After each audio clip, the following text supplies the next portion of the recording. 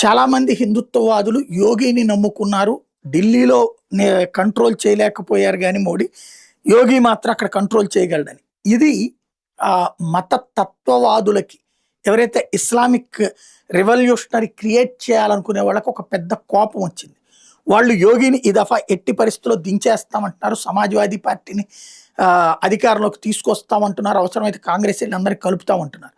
వీళ్ళందరికీ ఇప్పుడు ఒక తురుపు ముక్క దొరికింది. జునైద్ ఎవరైతే గత కొన్ని రోజులుగా ఢిల్లీలో జంతర్ మంతర్ దగ్గర ఈ 40 రోజులు 37 రోజుల పాటు ఆహారం అందించాడో, అతను వాస్తవంగా ఒక మెకానిక్.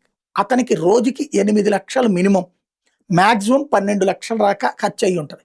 అంత డబ్బులు, అన్ని కోట్ల రూపాయల డబ్బులు ఎక్కడి నుంచి వచ్చినాయి అన్నటువంటిది నిన్న ఉత్తరప్రదేశ్ పోలీసులు పిలిచి ప్రశ్నించారు. వాళ్ళ అమ్మా నాన్నలు, వాళ్ళందరికీ సంబంధించినటువంటి ఆధార్లు, డీటెయిల్స్ అన్ని తీసుకుని పంపించేశారు. కానీ ఇంకేముంది, అది ఉత్తరప్రదేశ్ నుంచి ఉత్తరాఖండ్కి తీసుకెళ్లి ప్రశ్నించి పంపించేశారు. ఇప్పుడు దాంతో ఒక విక్టిమ్ కార్డు బిగిన్ చేశారు. జునైద్ అన్యాయం, తిండి పెడితే కూడా తప్పేనా అంటే, తిండి పెడితే తప్పేం కాదు.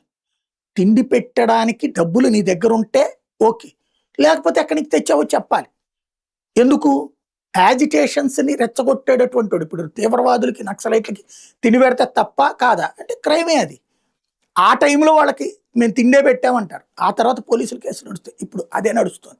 కాకపోతే జునైద్ని ముట్టుకున్నా, జునైద్ని అరెస్ట్ చేసిన ఉత్తరప్రదేశ్లోనే అల్లకల్లోలం సృష్టిస్తామని చెప్తున్నది కాక్రోచ్ జనతా పార్టీతో పాటుగా ముస్లిం సంఘాలు కలిపి గొడవ చేయడానికి సిద్ధపడుతున్నాయి.